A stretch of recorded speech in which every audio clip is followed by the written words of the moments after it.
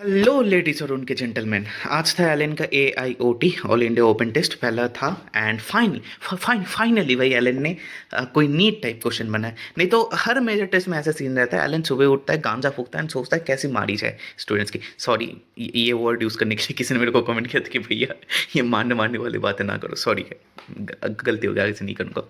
Anyways, आज का question NEET type था। एलन के स्टूडेंट जो भी नहीं हो, मुझे लगता नहीं, खैर एलन का स्टूडेंट नहीं है कोई ये वीडियो देख रहा होगा, बट इन केस कोई अगर एलन का टेस्ट नहीं देता हूँ या फिर ऑनलाइन टेस्ट देता हूँ, वो ये टेस्ट एक बार ज़रूर दे के देखना। क्योंकि this question is basically like NEET type question, एकदम मजाक से हट के एकदम प्रॉपर नीट टाइप क्वेश्चन की फील आएगी। अच्छे question, easy question, lengthy question, हर टाइप के क्वेश्चन थे। फिजिक्स मेरे को पर्सनली थोड़ा टफ साइड में लगा, तुम लोगों को कैसा लगा बताना, क्योंकि ये पर्सन टू पर्सन वैरी करता है। बायो ऑन एंड ऑल ठीक ठाक ही था। ये है आंसर की, बट मेरे को खबर आई कि बायो के आंसर की में बहुत सारे क्वेश्चंस गलत है, क्वेश्चन के आंसर स्पेशली 93 नंबर क्वेश्चन। बात करेंगे एक दो क्वेश्चन जिसके बारे में मेरे को पता चली। एंड ओवरऑल अगर मैं क्वेश्चन की बात करूँ, क्वेश्चन का लेवल जैसे मैं बोला कि नीट लेवल का ही क्वेश्चन था। एंड कितने नंबर तुम लोग एक्सपेक्ट कर सकते हो, आई डोंट नो मैन। मतलब मेरा फिजिक्स की वजह से मैं थोड़ा कॉन्ट्राडिक्ट हूँ, बट आई गेस लेट्स, चलो वीडियो के एंड में बात करते। मैं खुद भी तुम लोगों को बोलते बोलते एक बार सोच लेता हूँ कि कितने आने चाहिए। खैर मैं अभी जस्ट रूम पे घुसा हूँ, क्योंकि मेरा कोचिंग सेंटर मतलब एग्ज़ाम सेंटर बहुत दूर रहता है ना, तो मेरे को आते आते लेट हो गए। अभी कितने बज रहे हैं? अभी बज रहे 6:40। सो मैं अभी पहुँचा, तुम समझो 5 PM को एग्ज़ाम ख़त्म हुआ, 6:40 को घर पहुँचा, लाइक बहुत ही लेट हो गया। सो एनीवेज, चलो कुछ क्वेश्चंस के बारे में बात करते हैं। मैंने तुम लोगों के लिए सिलेक्ट करके रखा है कुछ क्वेश्चंस, एंड लेट्स सी क्या चीज़ हुई है आज के एग्जाम से पहले कुछ तुम्हारे सवाल के जवाब मैं दे देता हूँ जो तुम पूछ रहते हो। फर्स्ट कि भाई रैंक मेरे को नहीं मिलती।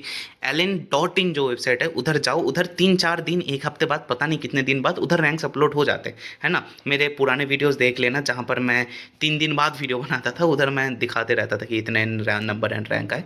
सो दिखाते हैं allen.in जो वेबसाइट है। कौन से ऐप है मेरे को याद नहीं है, बट हाँ allen.in जो वेबसाइट है, allen.in से ना उधर तुमको मिल जाएंगे अपने क्रेडेंशियल्स वगैरह सब कुछ। लाइव कब आओगे भाई? नहीं पता नहीं भाई मेरे को, भाई लाइव के भाई जिंदा तो, भाई नीट तक सरवाइव करने दो भाई। लाइव आएंगे भाई, 24 घंटे लाइव करेंगे भाई, दिल की बातें करेंगे भाई, बिना रिलेशनशिप के ब्रेकअप पे बात करेंगे भाई, बहुत कुछ करेंगे, बट भौकाल मचाएंगे। बट भाई नीट पास कर लेते। किसी दिन एग्जाम देना हो तुम लोगों के साथ बैठ के, मैं नोटिफाई कर दूंगा, बैठ के एग्जाम देंगे लाइव में, है ना। अभी चलो क्वेश्चंस के बारे में बात करते हैं। सो यस, मैं बस कुछ ही क्वेश्चन क्लिक कर पाया, है ना। मैंने जस्ट फटाक से क्वेश्चन क्लिक करा। क्वेश्चन बहुत अच्छे अच्छे हैं। एक तो ये फिजिक्स का क्वेश्चन, प्रैक्टिकल फिजिक्स का, ये मेरे उसमें पूछा था,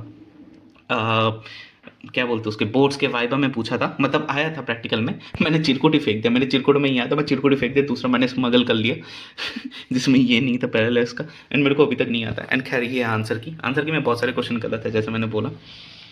बाकी हाँ, ये क्वेश्चन, जैसे यही क्वेश्चन में थोड़ा कंट्रोवर्शियल चीज़ है कि इधर देखो, ये वाला क्वेश्चन पढ़ लिया, देखो पढ़ लो। हाँ, सो क्वेश्चन में द सेल वॉल लिखा है ना, तो एनसीईआरटी के अकॉर्डिंग ये लाइन सही है, बट तुम अगर कंसेप्चुअली सोचो, सेल वॉल नहीं, सेल एनवेलप में चेंजेस होती है, तो थोड़ा लाइक कंट्रोवर्शियल चीज़ है। मेरे को तो खैर एनसीईआरटी की लाइन याद नहीं थी, तो मैंने इसको अटेम्प्ट नहीं किया था, क्योंकि मैं थोड़ा कंफ्यूज हो गया था यार, एक ग्लाइकोकैलिक्स था या सेल वॉल था। बट घर में आके मतलब दो लोगों ने बताया कि उन्होंने तो एनसीईआरटी पढ़ के गए थे, एनसीईआरटी में लाइन, एनसीईआरटी में एग्जैक्ट ये लाइन है, बायोलॉजिकल क्लासिफिकेशन चैप्टर में आर्किबैक्टीरिया खोलना, उधर ये लाइन सेम ही है। तो बोला था सेल वॉल, तो उस हिसाब से तो एनसीईआरटी के हिसाब से तो ये करेक्ट स्टेटमेंट होनी चाहिए, बट एलन में इनकरेक्ट दिया है। ऐसे काफ़ी सारे क्वेश्चन गलत है आज के आंसर की में, ऐसे मेरे को खबर आई है। भाई रामदेव मिश्रा भाई रामदेव मिश्रा प्रॉपरली याद है, साला ये याद नहीं भाई। NCPC भैंस क्या, और ऑप्शन देखो, नेशनल कमेटी फॉर एनवायरमेंटल, ये चारों जगह में सेम है।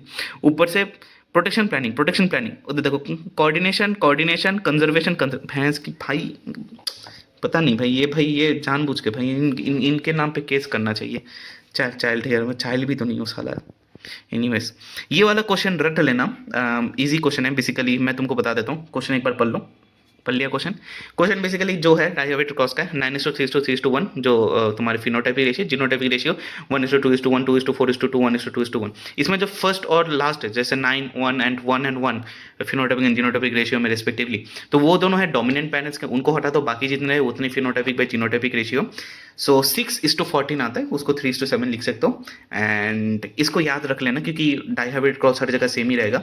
सो रेशियो का जो भी सीन है इसको याद रख लेना, 3:7। ऐसा कुछ टफ नहीं है, याद ना भी रखो चलेगा, बट याद रखो तो करने में टाइम नहीं जाएगा। ये वाला क्वेश्चन देखना, ये वाला क्वेश्चन बहुत ज़्यादा ही आ रहा है। एलन के क्वेश्चन में देखा मैंने, बीवाईएस के क्वेश्चन में देखा था, and I saw it in NEET prep question, I guess. So yep, हाँ, न्यूलाइट के क्वेश्चन में भी था, यस आई रिमेंबर, न्यूलाइट के क्वेश्चन में भी था कि तुमको बोल रहा है कि इतने दिन में ओवुलेशन हो रहा है, सो उसके बाद लाइक उसका मेंस्ट्रुअल साइकिल कितना होगा। देखो ओवुलेशन के बाद मेंस्ट्रुअल साइकिल 14 दिन तक रहता है, this is a constant number, तो 14 17 प्लस 14 मार तो 31, ये आंसर होगा, है ना। ये वाला क्वेश्चन बहुत फाड़ क्वेश्चन है अगर तुम एनसीईआरटी नहीं पढ़ रहे हो। फर्स्ट वाला स्टेटमेंट तो ईजी है, लोग maximum labium minor and labium major में कंफ्यूज हो सकते हैं, बट लेबियम माइनर में क्लिटोरिस रहता है ना, ठीक है, इसको याद रखना। सो स्टेटमेंट टू देखो, स्टेटमेंट टू ये ऑलमोस्ट एनसीईआरटी का लाइन है, इधर उन्होंने थोड़ा दगाबाजी करी है। दगाबाजी का मतलब मेरे को खैर पता नहीं बंगालियों में। सो इधर देखो, वेजाइना एंड एक्सटर्नल जेनिटली अलग अलग लिखा है भाई, ये this is listen queen, this is the red flag. भाई वेजाइना खुद ही एक्सटर्नल जेनिटली है, उसको फिर अलग से एक्सटर्नल जेनिटली देख के मेरे को पता चला कि ये स्टेटमेंट रेड फ्लैग है। एंड ऊपर लास्ट में आके देखा, बोला कि चाइल्ड केयर, अब चाइल्ड केयर लिखा है, मेमोरी ग्लैंड नहीं लिखा है, तो ऐसा तो हो नहीं सकता भाई, ये तो लैला के बिना मजनू वाली बात हो गई। सो वही बात है, चाइल्ड केयर लिखा है। चाइल्ड केयर क्या, पोस्ट पोस्ट पोस्ट पोस्ट क्या बोलते हैं उसको, पोस्ट नाटलिटी केयर में फर्स्ट वही रहता है बेस फीडिंग, है ना। सो बेस फीडिंग के लिए मेमोरी ग्लैंड चाहिए, तो this is a common thing, मैं कॉम्प्लेक्स करके बता रहा हूँ, but this is a very common normal thing. So yep, mammary gland नहीं है, so this statement will be wrong. So keep this question in mind, बस इतना ही कुछ बताना था।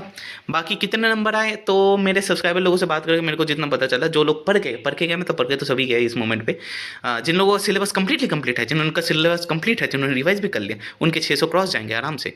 एंड जिनका नहीं हुआ, मेरे जैसे या तुम्हारे जैसे जो एवरेज स्टूडेंट है, जो भी भाई अपने जी खिंचवा रहे हैं नीट की तैयारी में, उनका ये सीन है कि उनको फिजिक्स थोड़ा टफ मतलब पर्सनली मेरे को फिजिक्स थोड़ा टफर साइड में लगा, या फिर ऐसा भी हो सकता है मेरे वो चैप्टर्स वीक थे। एंड केमिस्ट्री कुछ कुछ लोगों को केमिस्ट्री बहुत अच्छे गए, कुछ कुछ लोगों को केमिस्ट्री बहुत आसान लगे, उनके क्वेश्चंस बने। अब उन्होंने मेरे को ये बताया कि क्वेश्चन बने हैं, अब वो सही बने गलत बने मेरे को कैसे पता, बट बोले बने।